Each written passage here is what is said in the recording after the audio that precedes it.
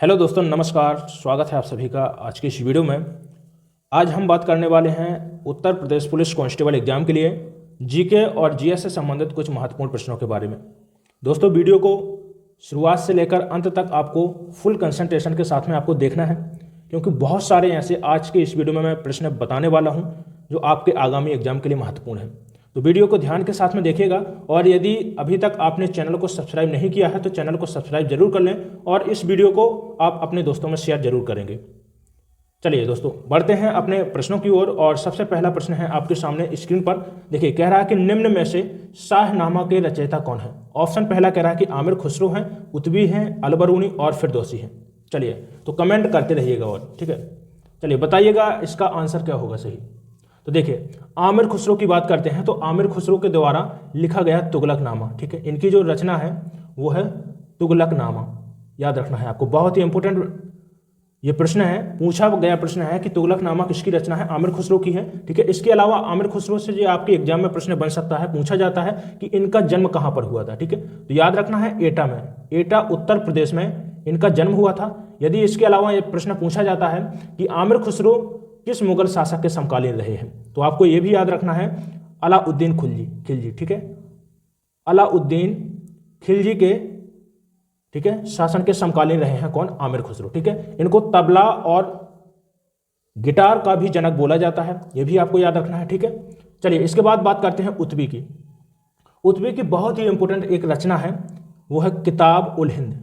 किताब उल यामनी, किताब उल यामनी है, ठीक है। माफ करिएगा, जो किताब उल हिंद है वो है अलबरूनी की, ठीक है। किताब उल हिंद, तो आपको दोनों में कंफ्यूज नहीं होना है, ठीक है। अलबरूनी की जो पुस्तक का नाम है वो है किताब उल हिंद, ठीक है। और जो उतबी की पुस्तक का नाम है वो है किताब उल यामनी, ठीक है। तो इनमें आप याद रखिएगा। देखिए, फिरदौसी की बात करते हैं तो इनकी जो रचना है वो है शाहनामा। तो यहां पर ऑप्शन डी हमारा यहां पर राइट आंसर हो जाएगा। देखिए, फिरदौसी और उतबी दोनों ही महमूद गजनबी के, ठीक है, दरबारी थे, ठीक है, दरबार में रहते थे। और अलबरूनी की बात करते हैं, जो अलबरूनी था, ठीक है, तो महमूद गजनबी के साथ में भारत आया था। यह प्रश्न पूछा जाता है कि महमूद गजनबी के साथ में कौन भारत आया था, तो अलबरूनी आया था, ठीक है। और याद रखना है जो इसकी रचना है वो है किताब उल हिंद। चलिए बढ़ते हैं इसके बाद नेक्स्ट प्रश्न की ओर, जो हमारा सही आंसर जाएगा ऑप्शन डी के साथ में राइट आंसर हो जाएगा। चलिए अगला प्रश्न, किस नदी का उद्गम भारत के बाहर से है। ऑप्शन ए कह रहा है ब्रह्मपुत्र का है, गंगा का है और यमुना का है, और डी ऑप्शन कह रहा है कि नर्मदा का है। देखिए, नर्मदा की बात करते हैं तो यहां पर जो आपको याद रखना है अमरकंटक, ठीक है, अमरकंटक। देखिए, अमरकंटक, मैकाल पहाड़ियों की जो सबसे ऊंची चोटी है वो कौन सी है? अमरकंटक है। और जो अमरकंटक है इससे दो नदियों का उद्गम होता है, एक तो है नर्मदा नदी और जो दूसरी है वो है सोन नदी, ठीक है। सोन नदी है गंगा की सहायक नदी, ठीक है, तो ये गंगा में जाकर मिल जाती है। जो नर्मदा नदी है ये अमरकंटक से निकलती है और पश्चिम की ओर जाकर खंबात की खाड़ी में मिल जाती है, ठीक है। गुजरात की जो खंबात की खाड़ी है, ठीक है, तो खंबात की खाड़ी में मिल जाती है, या फिर बोल सकते हैं कि अरब सागर में जाकर मिल जाती है, ठीक है। अब देखिए, नर्मदा नदी से आपके एग्जाम में किस प्रकार का प्रश्न बन सकता है, समझिएगा इसको। प्रश्न पूछे जाता है कि पश्चिम भारत की सबसे लंबी नदी कौन सी है। तो पश्चिम भारत की जो सबसे लंबी नदी है वो है नर्मदा नदी, ठीक है। इसको याद रखना है आपको, ठीक है। पश्चिम भारत की सबसे लंबी नदी है। और इसके अलावा जो प्रश्न पूछा जाता है कि देखिए, जो नर्मदा नदी है वो क्या करती है? ज्वार नदमुख का निर्माण करती है, एस्चुरी भी बनाती है। तो ये दो पॉइंट आपको याद रखना है, एक तो पश्चिम भारत की सबसे लंबी नदी है, ठीक है, और जो दूसरा जो प्रश्न पूछा जाता है कि कौन सी नदी एस्चुरी का निर्माण करती है, तो एस्चुरी का निर्माण कौन सी नदी करती है? नर्मदा करती है, ठीक है। ये पॉइंट आप याद रखिएगा। चलिए, इसके बाद यमुना, तो यमुना निकलती है यमुनोत्री ग्लेशियर से, ठीक है, यमुनोत्री ग्लेशियर से निकलती है। और देखिए कहां पर जाकर मिल जाती है? गंगा में मिल जाती है, प्रयागराज में, ठीक है। प्रयागराज में इसका जो संगम होता है किसके साथ में होता है? गंगा के साथ में होता है, ठीक है। निकलती यमुनोत्री से है और जो संगम होता है कहां पर होता है? प्रयागराज में, गंगा से होता है। लेकिन देखिए, इससे आपके एग्जाम में प्रश्न कैसे बन सकता है, समझिएगा। देखिए, प्रश्न पूछा जा सकता है कि जो यमुना नदी है वो उत्तर प्रदेश में किस जिले से प्रवेश करती है। यमुना नदी उत्तर प्रदेश में किस जिले से प्रवेश करती है? तो आपको जो याद रखना है वो सहारनपुर, ठीक है। सहारनपुर जिले से होकर यमुना नदी उत्तर प्रदेश में प्रवेश करती है और प्रयागराज में गंगा में मिल जाती है। चलिए इसके बाद देखिए गंगा की बात करते हैं। गंगा निकलती है गंगोत्री ग्लेशियर से, ठीक है, गंगोत्री ग्लेशियर से निकलती है, ठीक है, प्रयागराज में इसका संगम होता है, ठीक है, और इसके बाद में देखिए इसके बाद में बिहार में प्रवेश करती है। बिहार में पूछा जाता है कि किस जिले से होकर प्रवेश करती है, तो बक्सर से, जो बिहार का बक्सर जिला है वहां से प्रवेश करती है, ठीक है, और इसका अंतिम रूप से कहां जाती है, तो देखिए अंतिम रूप से बंगाल की खाड़ी में गिरती है, ठीक है, बे ऑफ बंगाल में, ठीक है, तो ये भी आपका हो गया, ठीक है। इसके बाद आती है ब्रह्मपुत्र। ब्रह्मपुत्र नदी का उद्गम होता है तिब्बत में, ठीक है, तिब्बत में चेम्मा युंगदुंग हिमानी, ठीक है, चेम्मा युंगदुंग हिमानी से होता है, ठीक है, और ये नदी कहां पर जाती है, बंगाल की खाड़ी में गिरती है, ठीक है। तो देखिए हमारा प्रश्न क्या था, पूछ रहा था कि निम्नलिखित में से किस घाटी का उद्गम भारत के बाहर से है, तो किसका उद्गम है, ब्रह्मपुत्र नदी का है, ठीक है। ब्रह्मपुत्र नदी भारत की सबसे बड़ी नदी मानी जाती है, ठीक है, और जो गंगा नदी है वो भारत की सबसे लंबी नदी मानी जाती है। चलिए इसके बाद अगला प्रश्न देखिए, गंगा और ब्रह्मपुत्र दोनों देखिए विश्व का सबसे बड़ा डेल्टा बनाती हैं, ये भी आपको याद रखना है। देखिए विश्व का सबसे बड़ा डेल्टा कौन सा है, सुंदरबन का डेल्टा है, ठीक है, सुंदरबन का डेल्टा कहां पर है, पश्चिम बंगाल में। तो विश्व का सबसे बड़ा डेल्टा कौन नदियां बनाती हैं, गंगा और ब्रह्मपुत्र दोनों मिलकर बनाती हैं, ठीक है, इसको याद रखिएगा। चलिए नेक्स्ट प्रश्न, सिंधु घाटी सभ्यता के लोग पूजा करते हैं पशुपति की करते हैं, ब्रह्मा की करते हैं, विष्णु की करते हैं, या फिर इंद्र की करते हैं। देखिए चलिए तो ऑप्शन ए हमारा यहां पर राइट आंसर हो जाएगा। सिंधु घाटी सभ्यता के लोग किसकी पूजा करते थे, पशुपति शिव की पूजा करते थे, ठीक है। देखिए जो मूर्ति थी पशुपति शिव की, यहां से प्रश्न कैसा बनता है समझिएगा। यहां पर पशुपति शिव की जो मूर्ति थी, देखिए प्रश्न यहां से बनता है कि पशुपति शिव के दाएं हाथ पर किस जानवर के चित्र बने हुए हैं, ठीक है, मध्य में कौन से चित्र बने हुए हैं और बाएं हाथ पर कौन से चित्र बने हुए हैं, ठीक है। तो यही आपको समझाना है मुझे यहां पर। चलिए देखिएगा, तो ये है दायां भाग, ठीक है, मूर्ति का दायां भाग, और ए हो गया बायां भाग, ठीक है, और मध्य का भाग हो गया, ठीक है।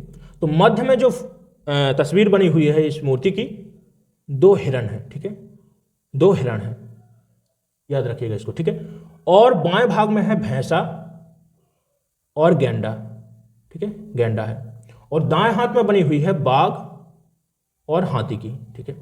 इस मूर्ति पे याद रखिएगा, यह प्रश्न पूछा जाता है कि दाएं हाथ की तरफ मूर्ति में किस जानवर की तस्वीर बनी हुई है, किस जानवर का चित्र बना हुआ है, तो बाघ का बना हुआ है, हाथी का, मध्य में दो हिरण बने हुए हैं, और बायां भाग पर बना हुआ है भैंसा और गेंडा का, ठीक है। तो किसकी पूजा करते थे, पशुपति शिव की पूजा करते थे। ऑप्शन ए आपका राइट आंसर हो जाएगा। चलिए अगला प्रश्न, निम्न में से कौन से देश में मिश्रित अर्थव्यवस्था है। ऑप्शन ए कह रहा है अमेरिका में है, भारत में है, चीन में, और डी ऑप्शन कह रहा है रूस में है। चलिए बताइए। तो देखिए अर्थव्यवस्था की बात करते हैं तो यहां पर आपको तीन प्रकार की अर्थव्यवस्था जानना है। एक तो है पूंजीवादी अर्थव्यवस्था, ठीक है, पूंजीवादी अर्थव्यवस्था, ठीक है, पूंजीवादी अर्थव्यवस्था। दूसरी समाजवादी अर्थव्यवस्था, और जो तीसरी है वो है मिश्रित अर्थव्यवस्था, मिश्रित अर्थव्यवस्था, ठीक है। अब देखिए पूंजीवादी अर्थव्यवस्था क्या होती है, जहां पर पूंजीपतियों के सह अस्तित्व से कोई अर्थव्यवस्था चलती है तो उसको क्या बोलते हैं, पूंजीवादी अर्थव्यवस्था बोलते हैं, ठीक है। समाजवादी जो सरकार के सह अस्तित्व से चलती है, ठीक है, उसको समाजवादी अर्थव्यवस्था बोल देते हैं। मिश्रित अर्थव्यवस्था क्या होती है, मिश्रित अर्थव्यवस्था होती है जो सरकार और पूंजीपतियों के सह अस्तित्व दोनों के मेल मिलाप से चलती है, उसको हम बोलते हैं मिश्रित अर्थव्यवस्था। देखिए अब जो पूंजीवादी अर्थव्यवस्था है ये कहां पर आपको देखने को मिलेगी, जैसे अमेरिका हो गया, ठीक है, अमेरिका हो गया, ठीक है, फ्रांस हो गया, ठीक है। और जो मिश्रित अर्थव्यवस्था है ये कहां पर है, भारत में पाई जाती है। जो अर्थव्यवस्था भारत में है वो कौन सी है, मिश्रित अर्थव्यवस्था है। तो ऑप्शन बी यहां पर हमारा राइट आंसर हो जाएगा। अब देखिए यहां से प्रश्न कैसे आपके एग्जाम में इंपोर्टेंट प्रश्न बन सकता है, समझिएगा। पूछ सकता है कि पूंजीवादी अर्थव्यवस्था का जनक किसको बोला जाता है, तो याद रखना है पूंजीवादी अर्थव्यवस्था का जनक बोला जाता है एडम स्मिथ को, एडम स्मिथ, ठीक है, ये नोट कर लीजिएगा, बहुत इंपॉर्टेंट है, पूछ सकता है ये प्रश्न, ठीक है। समाजवादी अर्थव्यवस्था का जनक किसको बोला जाता है, तो कार्ल मार्क्स को, ठीक है, कार्ल मार्क्स को बोला जाता है, ठीक ठीक है। और जो मिश्रित अर्थव्यवस्था है इसके जनक कहे जाते हैं कीन्स को। किसको कहा जाता है? कीन्स को कहा जाता है, ठीक है। चलिए इसके बाद अगला प्रश्न, 1 गीगाबाइट जिसको हम बोलते हैं 1 GB के नाम से भी आप जानते होंगे, ठीक है, कितने बाइट के बराबर होता है? बताइए। 1024 KB के और 1024 MB के, 1024 GB के और 1024 TB के, बताइए। तो देखिए स्टोरेज क्षमता की बात करते हैं तो स्टोरेज क्षमता की सबसे छोटी इकाई क्या होती है? सबसे छोटी इकाई पूछ रहा हूं मैं कि स्टोरेज क्षमता की सबसे छोटी इकाई क्या होती है? तो सबसे छोटी इकाई होती है बिट। क्या होता है? बिट सबसे छोटी इकाई होती है। और 8 बिट मिलकर के क्या बनते हैं? 1 बाइट बनता है, 1 बाइट बनता है, ठीक है। और जब 1024 बाइट होते हैं तो इसको हम बोलते हैं 1 KB, जिसके बोलते हैं हम क्या बोलते हैं? 1 KB, या फिर जिसको बोलते हैं 1 किलोबाइट, ठीक है। और जब 1024 किलोबाइट मिलते हैं तो 1024 किलोबाइट से मिलता है क्या बनता है? 1 मेगाबाइट, ठीक है। 1024 KB किसके बराबर होता है? 1 मेगाबाइट के बराबर होता है। और जब इसी प्रकार से 1024 मेगाबाइट मिलता है तो बनता है 1 GB, जिसको हम बोलते हैं यार कि हमने 1 GB डेटा डलवा दिया। तो आप कितना डलवाते हैं? 1024 MB आपको डेटा मिलता है एक बार में, 1 GB जब आप डलवाते हैं, ठीक है, ठीक है। और जब देखिए 1024 जब हम गीगाबाइट, ठीक है, 1024 गीगाबाइट किसके बराबर होता है? 1 टेराबाइट के बराबर होता है, ठीक है, 1 TB के बराबर। तो जो हमारा सही आंसर होगा, यहां पर पूछ रहा था कि 1 गीगाबाइट कितने बाइट के बराबर होता है? बताइए। तो 1 गीगाबाइट बराबर होता है किसके? 1024 MB के। तो option B is the right answer. चलिए अगला प्रश्न, किस देश ने 1 दिसंबर से भारतीय नागरिकों को वीजा मुक्त प्रवेश की अनुमति दी है? करंट अफेयर्स रिलेटेड प्रश्न। चलिए बताइए।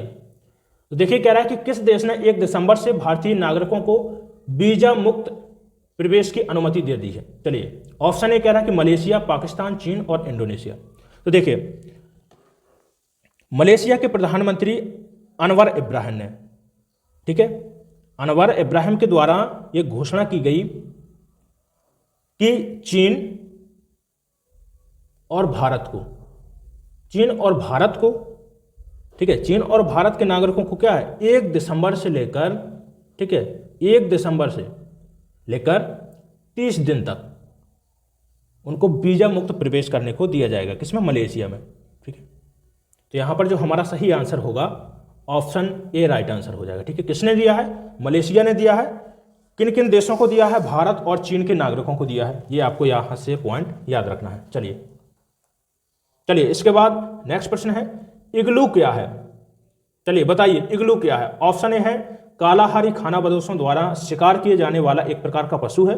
ऑप्शन बी कह रहा है कि ऑस्ट्रेलिया के मूल निवासियों के द्वारा पालतू बनाया गया एक प्रकार का पशु। और सी कह रहा है कि गुंबद के आकार का ये घर या झोपड़ी जो कठोर बर्फ की सिल्ली से बनाया जाता है और जिसमें एस्किमो रहते हैं। देखिए इग्लू क्या है? तो इग्लू क्या होता है? जो एस्किमो प्रजाति है, ठीक है, एस्किमो प्रजाति के द्वारा बर्फ का बनाया हुआ घर होता है, ठीक है, या इग्लू गुंबद नुमा ये घर होता है, ठीक है। तो ऑप्शन यहां पर सी हमारा राइट आंसर हो जाएगा। अब देखिए आपसे पूछ सकता है कि जो एस्किमो प्रजाति है ये किन देशों में पाई जाती है, कहां पर पाई जाती है? तो देखिए अलास्का में मिलती है, ठीक है, अलास्का में, ठीक है, कनाडा में, और इसके अलावा रूस का जो साइबेरिया है, ठीक है, रूस का जो साइबेरिया का क्षेत्र है वहां पर भी एस्किमो प्रजाति पाई जाती है। तो ये इंपोर्टेंट प्रश्न है, इसको आप नोट कर लीजिएगा। पूछ सकता है कि एस्किमो प्रजाति कहां पर पाई जाती है? तो अलास्का हो गया, ठीक है, कनाडा और साइबेरिया क्षेत्र। चलिए तो ऑप्शन सी हमारा यहां पर सही आंसर हो जाएगा। नेक्स्ट प्रश्न है, कॉपर को वायु में जलाने पर कौन सा यौगिक बनता है? चलिए तो देखिए रिएक्शन करवा के देख लेते हैं। कॉपर को जब गर्म वायु का मतलब ऑक्सीजन की उपस्थिति में जब हम इसको जलाते हैं तो क्या बनता है? कॉपर ऑक्साइड बनता है, ठीक है, क्या बनता है? कॉपर ऑक्साइड बनता है। और जो सबसे ज्यादा इंपॉर्टेंट यहां पर पॉइंट है वो क्या है? प्रश्न आपसे पूछ सकता है कि कॉपर ऑक्साइड जो बनता है, कॉपर को वायु में जलाने पर जो कॉपर ऑक्साइड का निर्माण होता है वो किस रंग का होता है?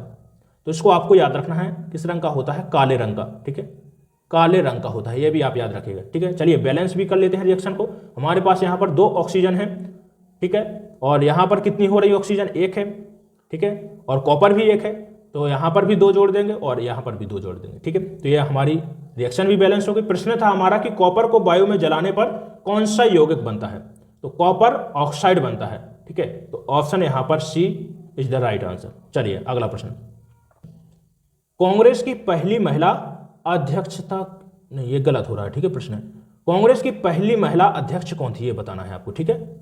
पहली महिला अध्यक्ष कौन थी, चलिए कस्तूरबा गांधी, एनी बेसेंट, सरोजिनी नायडू और अरुणा आसफ अली। देखिए तो यहां पर आपको याद रखना है, एक तो 1917 का अधिवेशन कांग्रेस का, और जो दूसरा याद रखना है वो है 1925 का अधिवेशन, जो आपके एग्जाम में यहां से प्रश्न बन सकता है, ठीक है। चलिए तो देखिए 1917 का अधिवेशन, पहले बात तो पूछ सकता है कि कहां पर हुआ था, तो आपको याद रखना है कहां पर हुआ था, कलकत्ता में हुआ था, ठीक है। इसकी अध्यक्ष कौन रहे, अध्यक्ष रही एनी बेसेंट, ठीक है, एनी बेसेंट। और जो एनी बेसेंट थी वो कांग्रेस की पहली महिला अध्यक्ष थी, समझ रहे हैं ना आप, मैं बोल रहा हूं कि कांग्रेस जो एनी बेसेंट थी वो कांग्रेस की पहली महिला अध्यक्ष थी, तो ऑप्शन बी यहां पर हमारा राइट आंसर हो जाएगा। पूछा गया है कि कांग्रेस की पहली महिला अध्यक्ष कौन थी, एनी बेसेंट थी, ठीक है। कौन सा इनके द्वारा अधिवेशन किया गया था, किस अधिवेशन में अध्यक्ष थी, 1917 का जो हुआ था, कहां पर हुआ था, कलकत्ता में हुआ था, ठीक है। और जो इसके बाद आपको याद रखना है वो है 1925 का अधिवेशन, ठीक है। कहां पर हुआ था, कानपुर उत्तर प्रदेश में, ठीक है, कानपुर उत्तर प्रदेश में। और इसके जो अध्यक्ष थी सरोजिनी नायडू, सरोजिनी नायडू, ठीक है। अब देखिए यहां से प्रश्न कैसे बनता है, प्रश्न पूछा जाता है कि कांग्रेस की भारतीय मूल की पहली महिला अध्यक्ष कौन थी, भारतीय मूल की, समझिएगा, एनी बेसेंट तो विदेशी थी, ठीक है, लेकिन भारतीय मूल की पहली महिला अध्यक्ष कौन थी कांग्रेस की, सरोजिनी नायडू थी। कौन सा सम्मेलन था, 1925 का सम्मेलन था, कहां पर हुआ था, कानपुर में हुआ था, ठीक है। इसको आपको याद रखना है, वो बहुत महत्वपूर्ण है ये वाला, ठीक है। चलिए अगला प्रश्न, चलिए नेक्स्ट प्रश्न है, किस सन में उत्तर प्रदेश का नाम संयुक्त प्रांत रखा गया, ऑप्शन है 1937, 1935, 1856 में और 1961 में। देखिए चलिए तो देखिए 1937 में उत्तर प्रदेश का नाम क्या पड़ा, संयुक्त प्रांत, संयुक्त प्रांत, ठीक है। इसके बाद जो अगली डेट है आपके लिए जानने के लिए वो है 24 जनवरी 1950। 24 जनवरी 1950 को क्या खास हुआ, उत्तर प्रदेश राज्य का गठन हुआ, ठीक है, उत्तर प्रदेश राज्य का गठन हुआ। और यह भी आपको याद रखना है कि जो 24 जनवरी 1950 है ये किसकी डेट है, संविधान सभा की अंतिम बैठक हुई थी, कब, 24 जनवरी 1950 को, ठीक है। और पहली बैठक कब हुई थी, 9 दिसंबर 1946 को, तो दोनों महत्वपूर्ण है। तो देखिए उत्तर प्रदेश का गठन आपसे पूछता है कि कब हुआ था, तो 24 जनवरी 1950 को हुआ था। और इसी के बाद में उत्तर प्रदेश का नाम क्या हो गया था, उत्तर प्रदेश हो गया था। यह भी आपको याद रखना है, दोनों प्रश्न बन चुके हैं। ये पूछा गया था कि संयुक्त प्रांत के बाद में उत्तर प्रदेश का नाम, मतलब संयुक्त प्रांत का नाम फिर उत्तर प्रदेश कब रखा गया, तो 24 जनवरी 1950 को। और 24 जनवरी को इसलिए हम उत्तर प्रदेश दिवस भी मनाते हैं, ठीक है। उत्तर प्रदेश दिवस कब मनाया जाता है, 24 जनवरी को मनाते हैं, तो ये बहुत महत्वपूर्ण है, याद रखिएगा। इसके बाद जो आपको जानना है वो है 1956। 1956 को क्या हुआ था, उत्तर प्रदेश राज्य का पुनर्गठन, ठीक है। उत्तर प्रदेश राज्य का पुनर्गठन पूछा जाता है कब किया गया, 1956 में किया गया, ठीक है। और जो लास्ट डेट है आपको जो याद रखना है वो है 9 नवंबर सन 2000, ठीक है। 9 नवंबर सन 2000 में क्या हुआ, उत्तर प्रदेश से 13 जिलों को अलग करके, ठीक है, कितने जिले को, 13 जिले अलग किए गए उत्तर प्रदेश से, और उत्तराखंड राज्य को बनाया गया, इसको उत्तराखंड को, ठीक है। ये इतना याद रखिएगा। 1937 में संयुक्त प्रांत राज्य पड़ा, ठीक है, राज्य का नाम क्या पड़ा, संयुक्त प्रांत। और 24 जनवरी को क्या हुआ, उत्तर प्रदेश राज्य का गठन हुआ जिसमें उत्तर प्रदेश नाम दिया गया, ठीक है। 1956 में राज्य का पुनर्गठन हुआ, ठीक है। और 9 नवंबर सन 2000 में उत्तर प्रदेश का क्या हुआ, विभाजन हुआ। ये चारों प्रश्न आपके एग्जाम के लिए बेहद महत्वपूर्ण है, इसको मैं आपसे रिक्वेस्ट करूंगा इसके लिए कि आप नोट कर लीजिएगा, यहां से आपके एग्जाम में प्रश्न बन सकता है। ठीक है। चलिए, तो हमसे पूछा था कि किस सन में उत्तर प्रदेश का नाम संयुक्त प्रांत रखा गया, 1937 में रखा गया। तो option A is the right answer. चलिए नेक्स्ट प्रश्न, सतीश धवन अंतरिक्ष केंद्र कहाँ स्थित है? ऑप्शन ए हैदराबाद, तिरुवनंतपुरम, अहमदाबाद है यहाँ पर, ठीक है, अहमदाबाद और श्रीहरिकोटा। चलिए, तो देखिए सतीश धवन अंतरिक्ष प्रक्षेपण यान केंद्र कहाँ पर है बताइए। देखिए ऑप्शन यहाँ पर डी हमारा सही आंसर हो जाएगा। कहाँ पर है? श्रीहरिकोटा द्वीप। अब यहाँ पर आपको समझना है कि कौन कौन से यहाँ से प्रश्न बन सकते हैं आपके एग्जाम के लिए महत्वपूर्ण, ठीक है। चलिए देखिए, सबसे पहले याद रखना है कि श्रीहरिकोटा द्वीप कहाँ पर है, ठीक है। तो याद रखना है कहाँ पर है? पुलकट झील। पुलकट झील, पुलकट झील कहाँ पर है? आंध्र प्रदेश, ठीक है, आंध्र प्रदेश। और आंध्र प्रदेश का जो पुलकट झील है इसी में है श्रीहरिकोटा द्वीप, श्रीहरिकोटा द्वीप, ठीक है, द्वीप, ठीक है। और जो श्रीहरिकोटा द्वीप है इसमें है सतीश धवन अंतरिक्ष प्रक्षेपण यान केंद्र। समझ रहे हैं ना? पुलकट झील भी याद रखना है क्योंकि पूछ सकता है कि सतीश धवन अंतरिक्ष केंद्र कहां पर है। तो श्रीहरिकोटा द्वीप शायद ना दिया हो तो पूछ सकता है कहां पर है, वो पुलकट झील आपके सामने हो, ठीक है। तो पुलकट झील में है कौन सा द्वीप? श्रीहरिकोटा द्वीप। और इसी द्वीप पर है सतीश धवन अंतरिक्ष प्रक्षेपण यान केंद्र, ठीक है। अब देखिए करंट अफेयर्स से प्रश्न यहां पर कैसे बन सकता है, इसको भी समझ लीजिएगा। देखिए आपने सुना होगा कि हाल ही में हमारा चंद्रयान 3 लैंड किया था चंद्रमा पर, ठीक है। और चंद्रयान 3 कहां से इसको प्रक्षेपित किया गया था? तो जो श्री सतीश धवन अंतरिक्ष प्रक्षेपण यान केंद्र है यहीं से चंद्रयान 3 को प्रक्षेपित किया गया था। और कब किया गया था? तो आपको डेट भी याद रखना है, 14 जुलाई 2023 को, ठीक है। ये आपके एग्जाम में प्रश्न बन सकता है, बहुत इंपॉर्टेंट है क्योंकि, ठीक है। चलिए देखिए, एक महान उपलब्धि पाई थी भारत ने, ठीक है। तो इसके लिए हो सकता है कि आपके एग्जाम में निश्चित रूप से यहां से प्रश्न बने। चलिए अगला प्रश्न है कि हर्षवर्धन की राजधानी क्या थी बताइए। थानेश्वर, कन्नौज, उज्जैन और पाटलिपुत्र। चलिए देखिए हर्षवर्धन, तो हर्षवर्धन की जो पूछा जाता है कि प्रारंभिक राजधानी कौन थी, ठीक है, पहली राजधानी कौन थी इनकी। तो जो पहली राजधानी थी वो थी थानेश्वर, ठीक है। यह प्रश्न पूछा जा चुका है कि प्रारंभिक राजधानी कौन थी, प्रारंभिक राजधानी कौन थी या कहां थी, ठीक है। तो कहां थी? थानेश्वर में थी। और इसके बाद में जैसे ही इनका राज्यारोहण हुआ इसके बाद में इन्होंने अपनी राजधानी थानेश्वर से कहां कर ली थी? कन्नौज, उत्तर प्रदेश, ठीक है। और पहले कहां थी? थानेश्वर, जो वर्तमान में हरियाणा का क्षेत्र है, ठीक है। तो ऑप्शन बी यहां पर हमारा राइट आंसर हो जाएगा। देखिए एक और यहां से इंपोर्टेंट प्रश्न है, आपके एग्जाम के लिए बता रहा हूं। यदि आपसे पूछा जाता है कि पाटलिपुत्र को सबसे पहले राजधानी किस शासक ने बनाया था, ठीक है, पाटलिपुत्र को, तो सबसे पहले पाटलिपुत्र को किसने राजधानी बनाया था? उदयन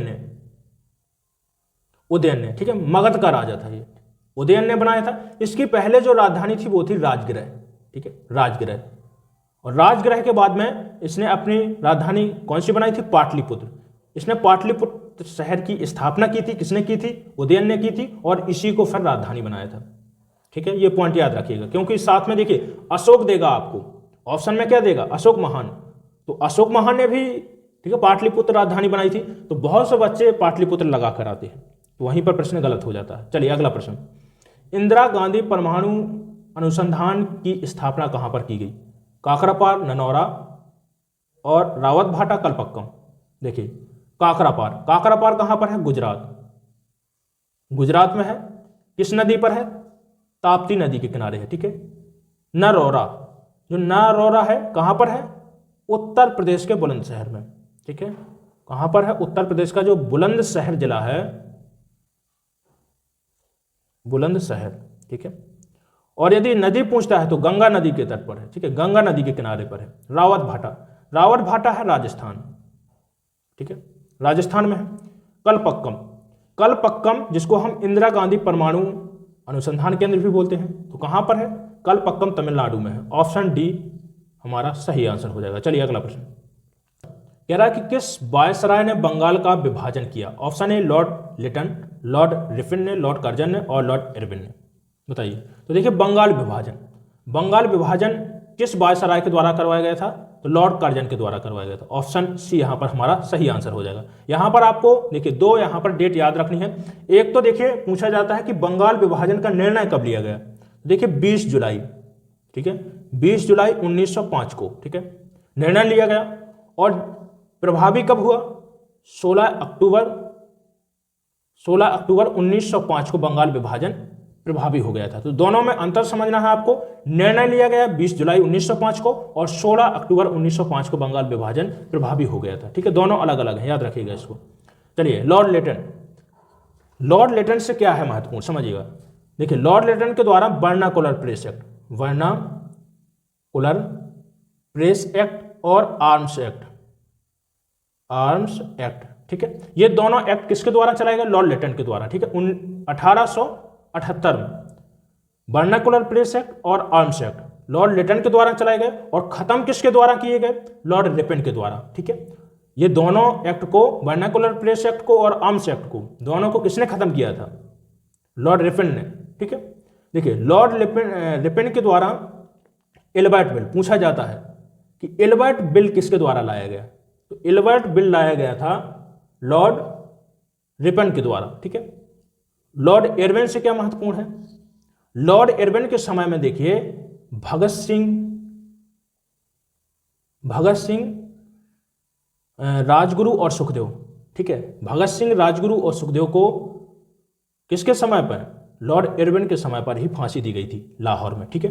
कब दी गई थी प्रश्न बनता है, तो 23 मार्च 1931 को दी गई थी, ठीक है, याद रखिएगा इसको क्योंकि यहाँ बहुत ही महत्वपूर्ण है, ठीक है। प्रश्न पूछा जाता है कि भगत सिंह, राजगुरु, सुखदेव को के समय पर वायसराय कौन था भारत का, तो लॉर्ड इरविन था, ठीक है।